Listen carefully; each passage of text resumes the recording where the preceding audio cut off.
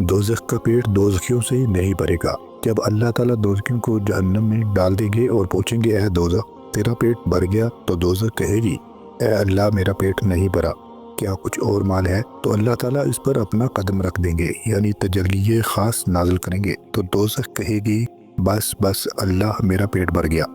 مولانا رومی فرماتے ہیں کہ جس طرح دوزخ کا پیٹ دوزخیوں سے نہیں بھرا، اسی طرح گناہوں سے نفس کا پیٹ نہیں بھرے گا۔ ایک گناہ کرو گے تو دوسرے کو دل چاہے گا، 100 گناہ کرو گے تو 101 کو جی چاہے گا۔ جو ہیڈ آفس کا مزاج ہوتا ہے وہی مزاج برانچ کا ہوتا ہے۔ دوزخ ہیڈ آفس ہے، نفس شاخ ہے، اس لیے نفس کا پیٹ گناہوں سے نہیں بھرے گا۔ اگر بھرے گا تو اللہ کے قدم سے، یعنی اللہ کے ذکر سے۔ اللہ کا ذکر اور گناہوں سے استغفار سے نفس کو سکون آ جائے گا۔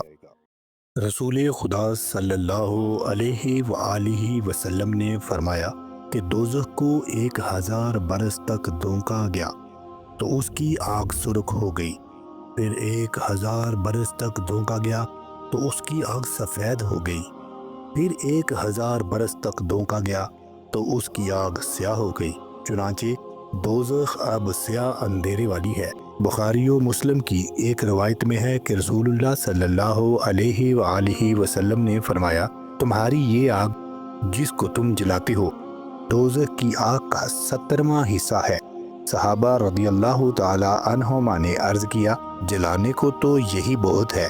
آپ صلی اللہ علیہ وآلہ وسلم نے فرمایا ہاں، اس کے باوجود دنیا کی آگوں سے دوزخ کی آگ گرمی میں 29 درجہ بڑھی ہوئی ہے۔